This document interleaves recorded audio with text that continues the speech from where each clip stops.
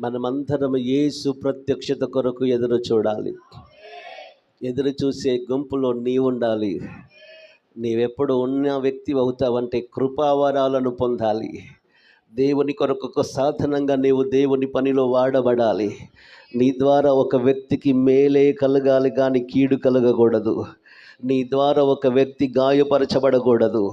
నీ ద్వారా ఒక వ్యక్తికి దుఃఖం కలగకూడదు. స్తోత్రం చెప్పండి, స్తోత్రం.